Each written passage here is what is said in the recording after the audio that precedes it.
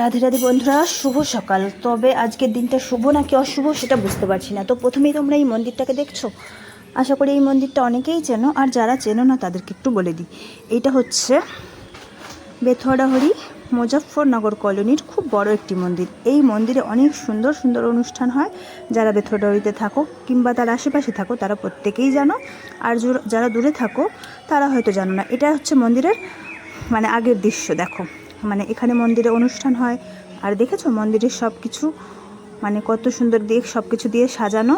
তো আজকে হঠাৎ মনটা এমন ভীষণ খারাপ হয়ে গেল, সকালবেলা দেখছি কি হলো অনেক লোকজন জমে আছে। শুনছি যে মন্দিরে নাকি চুরি হয়ে গেছে। ভাবা যায়, মানুষ কোথা থেকে কোথায় নেমে গেছে। মানুষের মনুষ্যত্ব বোধ কিচ্ছু কাজ করছে না নাকি আজকাল। দেখো পূর্বের অবস্থাটা দেখেছো, সব কিছু ছিল। ঠাকুরের মাথার ওপর ওই ছাতাগুলো, কলসি কত সাজানো, পিতলের সব জিনিসপত্র, কিচ্ছু নেই। মানুষ হাহাকার করছে যে কি করে করলো এটা, কিচ্ছু নেই। সব জিনিস চুরি করে নিয়ে গেছে। ভাবা যায় মানুষের মন কোথা থেকে কোথায় এসে দাঁড়িয়েছে।